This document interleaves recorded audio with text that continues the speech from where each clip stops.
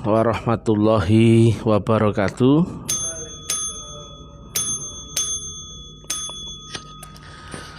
Jumpa lagi dengan Mr. TM di siaran langsung bertempat di Lamongan City, Kampus 3 Taklim Ma'rifat. Judul yang kita angkat kali ini adalah logika melawan dirimu sendiri. Kalimat ini mudah, tapi banyak yang salah arti dan akhirnya salah menempatkan diri. Bukan lagi ada peperangan lawan dirinya, tapi malah pro dengan dirinya. Logikanya begini. Kita bermula dari kalimat Nabi. Suatu ketika Nabi habis dari perang Badar, yang itu 1 lawan 10 dengan teknologi yang sama. Misalkan ya, pedang sama pedang tapi 1 lawan 10. Nah, perbandingan saat itu 1 banding 10 itu luar biasa dahsyat. Beda dengan sekarang, walaupun 1 lawan 10, tapi kalau yang satu bawa nuklir menang dia. Jadi dengan kondisi persenjataan yang mirip-mirip, tapi kuantitasnya jauh berlipat ganda. Nah, itu disebut perang Badar. Nah, setelah perang Badar, Nabi kumpulkan para sahabat. Kita habis dari perang kecil menuju perang besar yang sesungguhnya. Nah, para sahabat ini kan kaget. Loh, apa masih ada perang yang lebih besar dan lebih dahsyat daripada perang Badar ini ya Rasulullah? Kemudian Nabi menjawab, iya ada, yaitu perang melawan dirimu sendiri. Nah, siapakah diri ini? Kok ada yang diperangi, ada yang diikuti, ada yang diwajibkan, ada yang dibebaskan, ada yang ditahan. Nah, diri ini yang mana? Ini berlapis-lapis ya. Padahal sifat dasar manusia itu pasti cari yang enak, nyaman, senang, selamat, sehat, ganteng, dijamin, sukses, sembuh. Nah, itu sifat dasar manusia itu selalu ke arah situ. Nah, konteks yang mana sih sehingga kok ada peperangan melawan diri sendiri? Terus kemudian siapa yang diperangi, terus siapa? Kok sampai perang itu lebih dahsyat ketimbang perang Badar? Nah, sebetulnya ini konteksnya bagi pelaku tasawuf ya. Di situ ada permainan gelombang antara dengan nur dengan nafsu. Tadi saya sampaikan sifat dasar manusia itu otomatis ya ke arah titik zero ke kanan, yaitu senang, bahagia, sukses, selamat, sentosa, dijamin, sembuh, dan sebagainya dan sebagainya. Artinya dari titik 0 ke kanan. Itu bukan ridho. Itu sudah orientasi sifat dasar manusia. Nah, yang mengarahkan ke situ itu sebetulnya bukan akal, tapi akalmu telah ditunggangi oleh nafsu. Nah, melawan dirimu sendiri itu bukan melawan diri yang akalmu itu, bukan, tapi dirimu yang telah dikuasai oleh nafsu, sehingga akalmu tidak lagi objektif, akalmu tidak lagi dituntun dibimbing ke arah Tuhan, ke arah ridho, tapi akalmu telah diarahkan mengerucut kepada kepentingan, harapan, angan-angan, khayalan, orientasi, tujuan, dan sebagainya.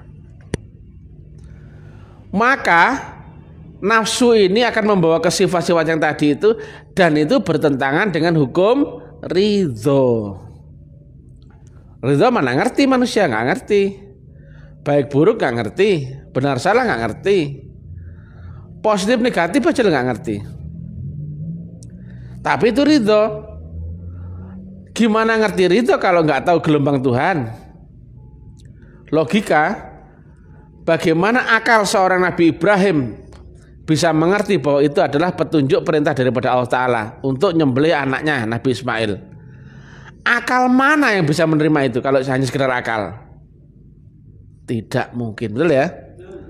Apalagi seorang Nabi Ibrahim saat itu sudah lama terpisah dengan anaknya, kemudian dijumpainya anaknya itu dalam keadaan yang baik-baiknya, menjadi anak soleh, tunduk, patuh, ganteng, kemudian bisa menyenangkan orang tua. Saat-saat itulah saat-saat puncaknya rasa syukur Nabi Ibrahim tentang anaknya. Kok dapat perintah seperti itu? Sampai sekarang pun akal mana yang bisa menerima bahwa itu adalah perintah Tuhan? Tidak mungkin. Akal mana yang memerintahkan kepada seorang bapak untuk menyembelih anaknya sendiri yang sangat dicintainya? Tidak mungkin. Bahkan syariat agama manapun dulu, nggak mungkin ada yang membenarkan itu. Ini bukan lagi pelajaran syariat, tapi tentang gelombang ma'rifatullahmu, adaptasimu dengan Allahu Subhanahu wa Ta'ala. Syariat itu masih undang-undang yang terlihat, undang-undang, hukum, kaidah, norma, aturan, dan sebagainya. Itu syariat. Sedangkan di dalamnya itu sudah berupa gelombang. Sama-sama sholat, gelombangnya beda, jurusannya beda kok. Padahal wujudnya adalah wujud jasmani yang sama. Sama-sama sholat. Satu berpeluang bisa mi'raj, satunya berpeluang ancaman akan neraka wel. Sama-sama puasa, satu dapat keberkahan, entah itu berupa pahala dan sebagainya, satunya hanya mendapatkan lapar dan haus. Nggak ada apa-apa selain dapat itu loh. Nah, itu hanya tentang permainan gelombang. Sama-sama sholatnya loh, zahirnya loh sama, bacaannya sama dan sebagainya. Bisa jadi orang yang sholatnya masuk neraka wel itu bisa jadi bacaannya lebih bagus daripada orang yang sholatnya ala kadarnya, zahirnya, tapi malah bisa mi'raj. Berarti dimensi yang ibadah, dimensi dalam dirimu, gak hanya sebatas akal dan pengetahuanmu saja, ada di atas itu. Yang itu sering kami terangkan, tapi demikian sulitnya diterima orang. Kenapa? Gak kebayang itu. Ada dimensi roh, dimensi di atasnya alam akalnya manusia. Yang manusia mesti mati dahulu, mesti mati dahulu. Selama kau nggak pernah mati atau nggak pernah dimatikan, kamu nggak akan ngerti dimensi roh yang dimaksudkan oleh Mr. TM. Mutu qoblanta mutu. Nah, karena ini tentang orang-orang beriman, kalimat Nabi, dunia adalah penjara bagi orang beriman. Penjara itu apa sih? Terkungkung atau terikat atau terisolasi, sehingga mestinya kau itu bebas tapi diikat, entah itu dengan rantai, dengan penjara kurungan, atau dengan apapun itu, sehingga kau tidak bisa bebas. Pulangnya ruhmu ke hadirat Allahu Subhanahu wa Ta'ala, Sang Maha Rohani. Nah, bagi yang beriman, dunia adalah penjara bagi orang beriman. Yang beriman itu siapa? Yaitu ternyata di Asyura 52 adalah orang-orang yang mendapatkan nur iman dan nur kitab. Yang real nyatanya di zaman ini adalah orang-orang di baiat tarekat. Tapi bukan sembarang tarekat. Yang tadi ya kami sampaikan, yang tarekatnya itu saat baiatnya dia ditingkatkan grade gelombangnya dari alam sadar masuk ke gelombang di atas sadar. Itu dari alam dunia masuk ke akhirat atau melewati batas kematian, portal ambang, atau kata Nabi mutu qabla anta mutu. Berarti tentang orang beriman ini tidak berlaku bagi siapapun yang diberlakukan tarekat yang baiatnya tidak melewati kematian. Kalau hanya sekedar salaman saja, nggak mungkin bisa nembus akhirat, ya nggak mungkin. Atau sekedar kayak apa? Baiat online, nggak mungkin. Atau baiat sekedar dimandikan atau ditutupi kain gitu diginikan, nggak mungkin. Ada batas hilangnya batas kesadaranmu, akalmu. Itulah yang kami maksudkan, dan itu hanya tarekat tertentu. Kami menerangkan ini karena bisa membedakan antara tarekat yang bukan tarekat arwah dan yang iya. Karena nggak mungkin orang bisa menerangkan dua sisi sementara tidak lengkap ilmunya. Tapi kalau orang yang ada di tarekat dunia nggak mungkin bisa menerangkan tarekat akhirat. Menembus mutu qabla anta mutu nggak mungkin. Nah, perang melawan dirimu sendiri itu terjadi di dalam dirimu sendiri. Dirimu yang mana yang kau perangi? Adalah dirimu yang dikuasai dengan nafsu. Nah, nafsumu itulah yang membuat kita ini terjebak dengan gravitasi dunia. Pandanganmu sudah nggak melihat pandangan Tuhan, nggak bisa. Pandanganmu hanya pandangan panca indera. Sering kami sampaikan ya, undang-undang dunia memakai rumus panca indera, terlihat, cium, raba, dengar dan rasakan. Maka hukum dunia akan selalu ini. Dan ini pun akan dikuasai, dipengaruhi oleh nafsu. Mana-mana yang pandanganmu enak, yang kau cium enak, kau raba enak, semua itu, maka itulah menjadi sesuatu yang di dalam anganmu membentuk keinginan, harapan, tujuan, orientasi yang diolah dengan akalmu. Contohnya kesuksesan, sehat, sembuh, kaya, selamat, kemudian ganteng, ya seperti itu semua. Ya tadi itu ya. Maka jika kita menuju ridho ilahi anta maksudi wa ridhoka manubi, mesti melepaskan yang itu. Karena itulah penjaramu.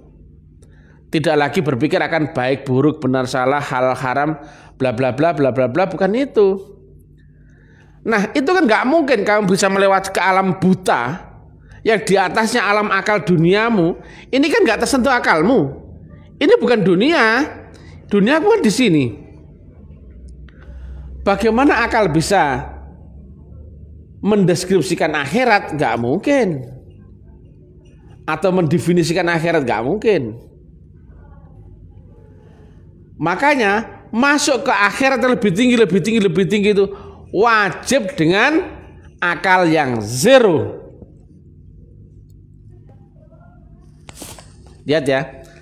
Ketika kita melewati batas ambang ini, ya ini, maka akalmu wajib lumpuh, betul ya?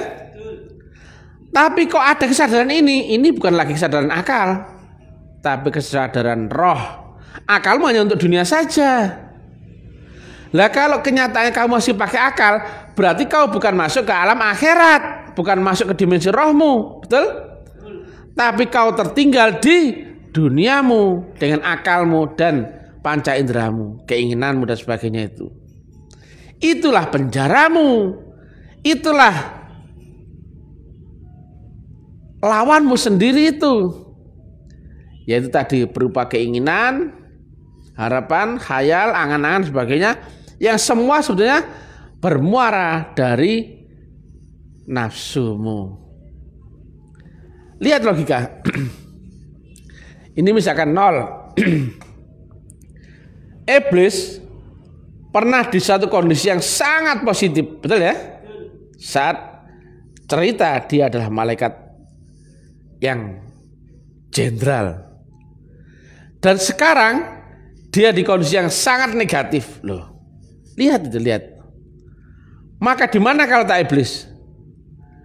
Di positif dan negatif. Mestinya manusia yang mengerti ini tujuannya nggak lagi positif negatif, tapi yang mutlak loh. Mutlak itulah konstanta akan alamat Tuhan. Mutlak itu tidak lagi benar, tidak lagi salah, tidak lagi baik, buruk, positif negatif. Mutlak ya mutlak, gelombangnya mutlak, tidak lagi relatif. Matematika.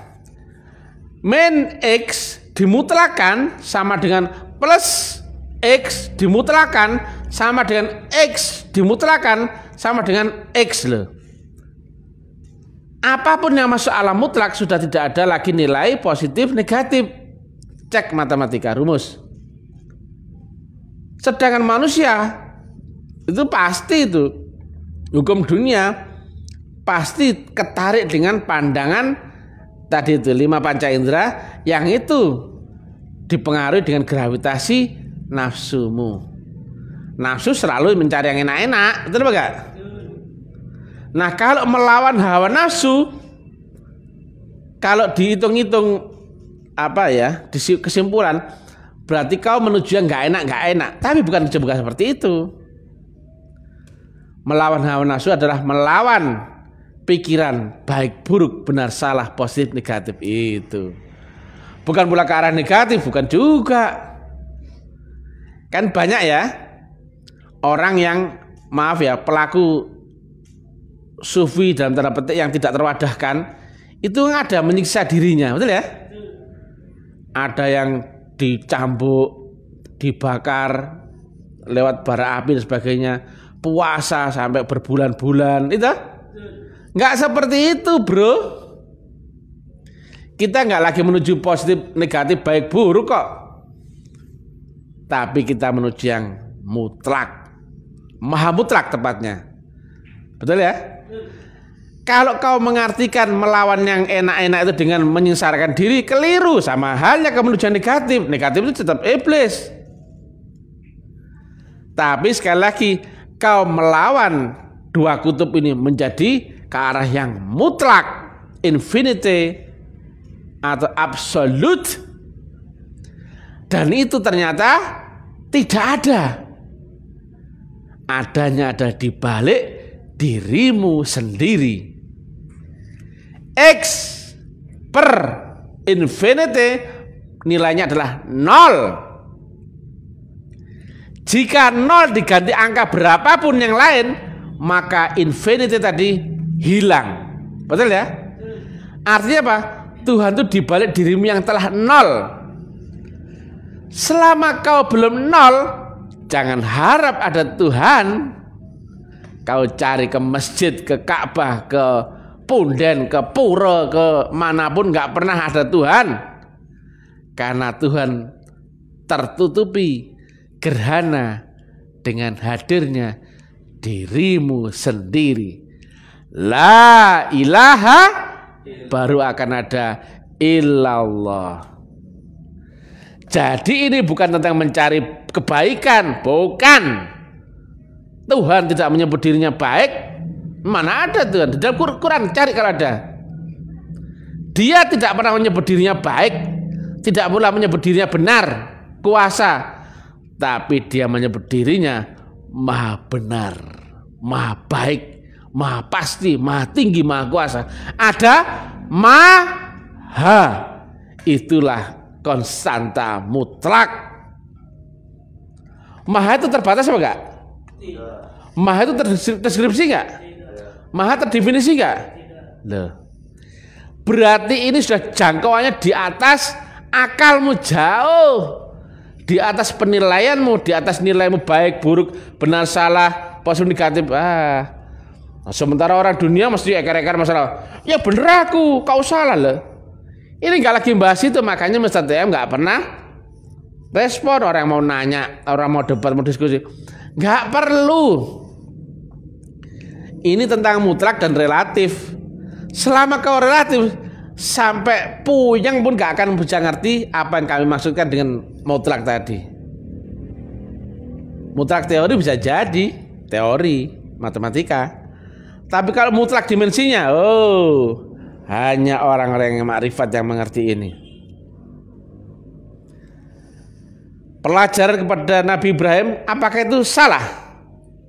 Tidak, belum tentu. Apakah itu benar? Tidak, belum tentu. Betul? Tapi itu mutlak. Mana ada akal yang bisa menilai itu? Apakah ada akal yang membenarkan itu? Kalau itu dari Tuhan loh ya. Teori kan dari Tuhan, tapi akal bisa nerima nggak kayak gitu? Teorinya dari Tuhan, kau ngerti itu karena dogma. Tapi ketika di kondisimu yang dapat seperti itu, kira-kira kau berani nggak? Ayo. Iya nggak? Iya. Ini bukan tentang akalmu, ini bukan. Jangankan akal, ayo tanya syariat mana kira-kira syariat ya yang membenarkan itu adalah perintah Allah Ta'ala. Jika di kondisi seorang pelaku loh ya. Nah, kita kan syariat-syariat ini apalan. Tapi ketika kau mendapatkan suatu kenyataan seperti itu di posisimu sebagai Nabi Ibrahim dan dasar ilmu syariat, syariat mana kau cari? Apakah ada yang membenarkan? Syariat Hindu membenarkan enggak kira-kira? Syariat Buddha, Kristen, Islam, enggak ada. Ini bukan lagi apa? Tentang benar salah, bro. Nah, itulah. Banyak orang ya terkecoh. Tujuannya instingnya mencari yang baik, benar, positif, sukses, lancar, kaya, sembuh, sehat, dan sebagainya. Itu relatif. Sampai kapanpun relatif tidak akan menjangkau mutlak. Sebaik apapun seorang, sebaik apapun, tapi kalau dia masih memakai akal, bisa nggak dia sampai Tuhan? Tidak bisa tuh. Sekali lagi ya, ini dunia ya, ini akhirat berlapis, ada 7 lapis langit. Ini Malik Yaumiddin, atau alam ars, atau alam robbani, atau kerajaan Allah. Saya tanya, sukses apapun kau di dunia sebagai manusia, kau ahli syariat, ahli ibadah, pakar, profesor, doktor, kiai, haji, dan sebagainya, udah kaya dan sebagainya. Tapi kau masih memakai gelombang akal, baikmu baik akal, ahli ibadahmu ibadah akal, pakarmu pakar akal. Saya tanya, sampai nggak ke sini?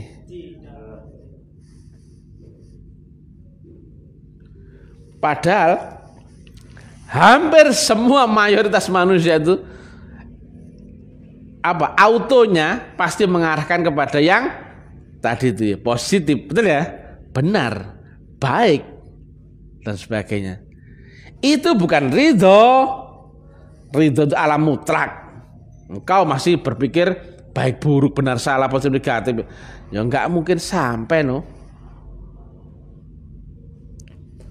Kalau kamu punya standar kebenaran, begitu orang lain nggak cocok dengan standarmu, pasti kau salahkan toh.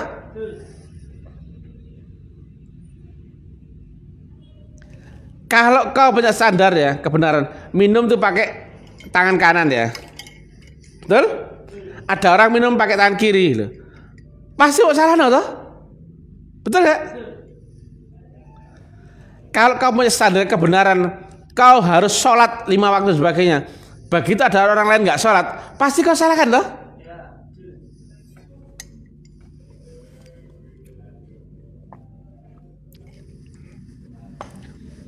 Itulah lawanmu, itu adalah dirimu sendiri. Itulah penilaian benar salah baik buruk. Itulah yang menghijabmu. Akhirnya apa? Yang mutlak itu tidak pernah bisa kau lihat karena tidak pernah muncul terlihat dalam dirimu.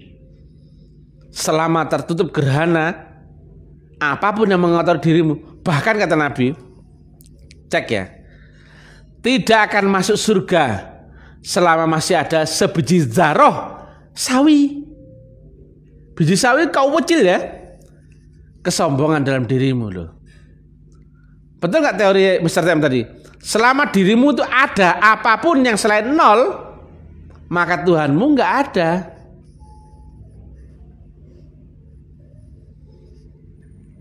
Jika engkau ada, Tuhanmu nggak ada. Tapi ketika kau tiada, tapi berhampiran dengan yang mutlak, maka mutlak itu pun akan hadir. Tapi mutlak itu akan auto hilang ketika kau ada. Maka kalimat tauhid itu mesti lengkap. La ilaha baru ada illallah. Gak mungkin kau sebut illallah tok. Ada nggak saat ada illallah tok? Meniadakan diri sampai nol, itu pun tidak dengan olah akal. Banyak kan orang praktek meditasi dengan mengenalkan diri, hening. Nggak bisa bro, selama kau masih ada di gelombang akal. Masa jeruk makan jeruk? Nggak bisa dong. Lihat ya logikanya ya. Batasnya akalmu di limit 100%. Kau di sini sak menang-menangnya akalmu hanya bertemu di titik 100%. Betul nggak? Bisa nggak menang di atas sini? Nggak bisa, limitmu 100%. Maka melawan akalmu jangan pakai akal.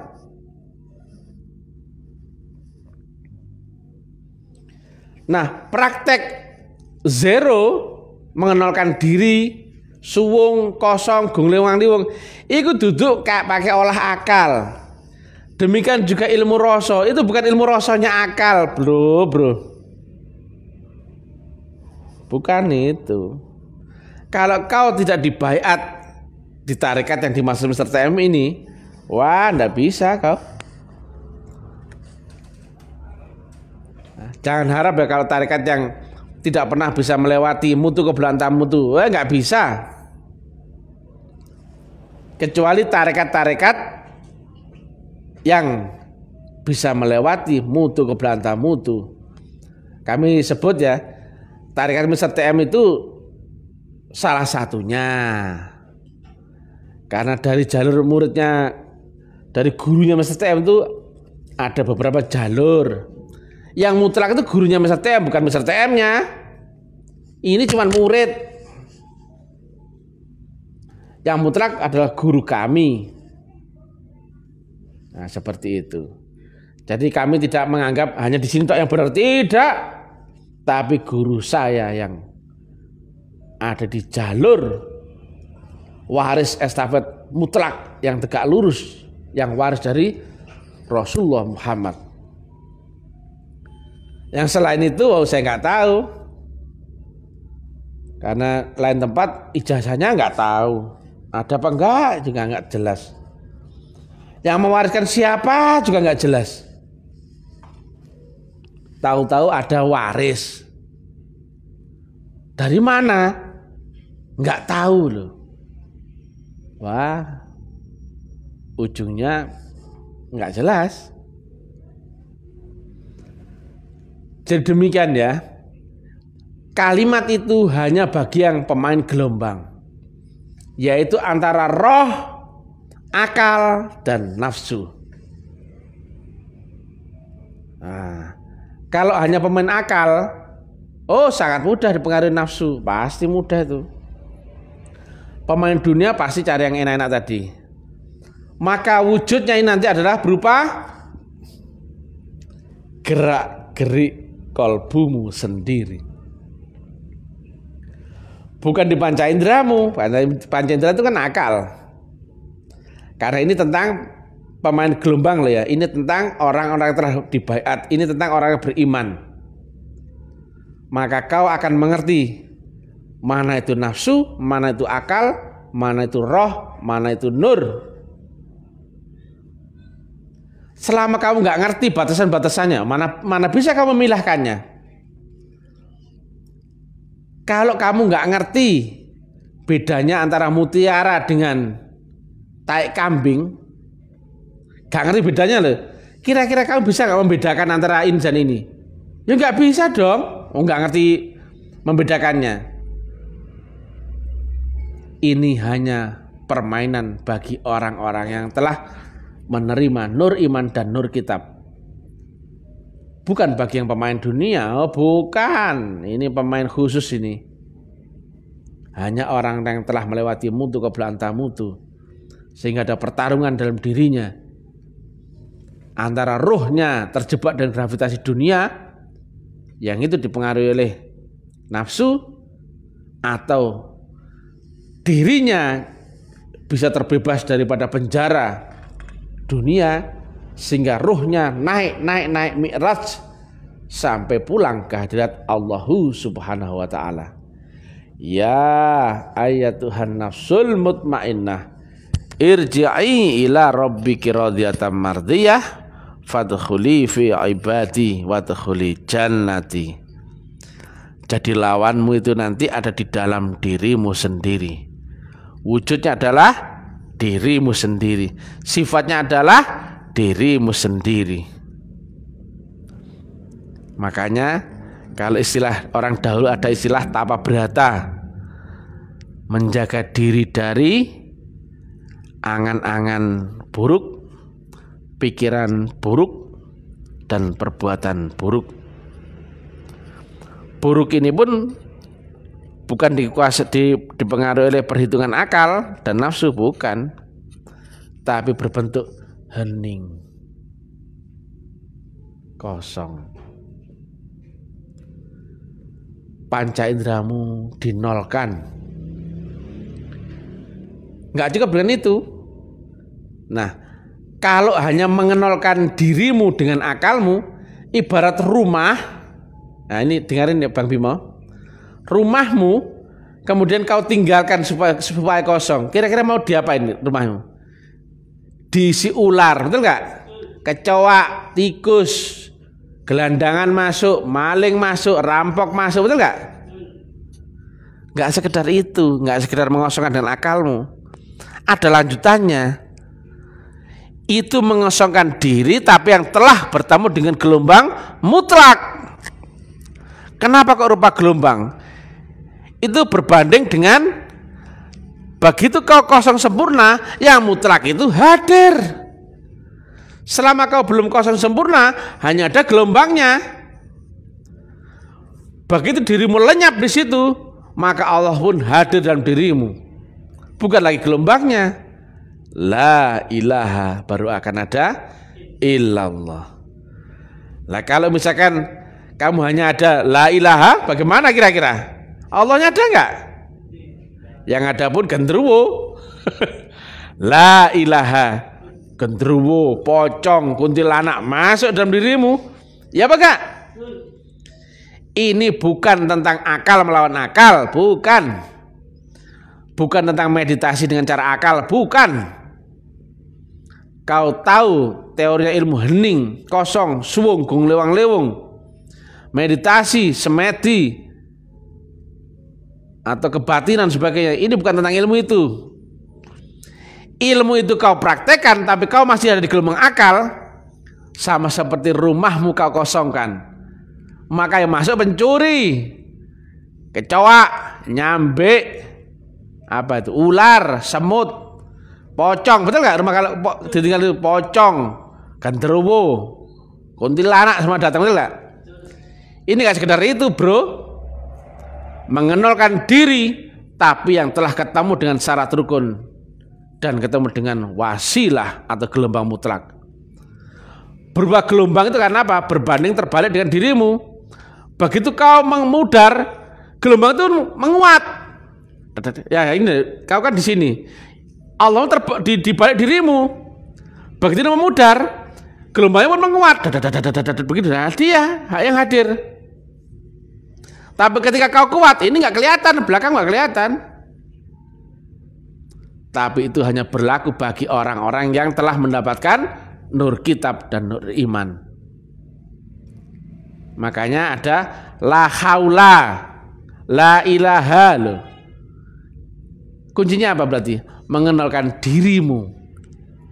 Tapi itu berlaku bagi orang-orang khusus ya. Logika tadi ya. Rumahmu kalau kau kosongkan, dicuri itu, kulkasmu diambil, TV diambil, betul nggak? Dicuri, dimasuki kotoran, debu, kecoa, tikus, ular masuk semua.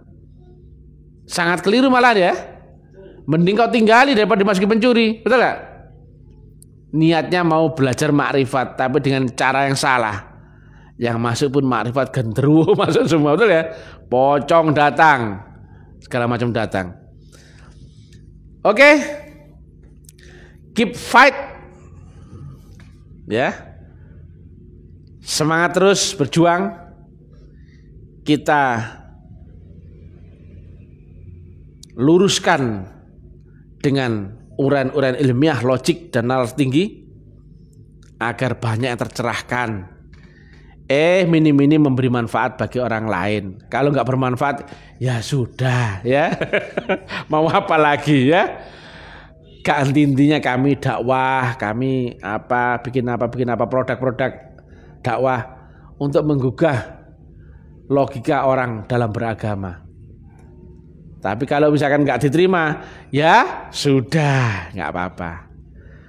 Salam kebangkitan tasawuf ilmiah, salam rahayu, suksma, puji Tuhan, haleluya, alhamdulillahirabbil alamin, billahi taufiq wal hidayah, billahi ridwal inayah, ilahi anta maksudi wa ridha kaman lebih. Wassalamualaikum warahmatullahi wabarakatuh.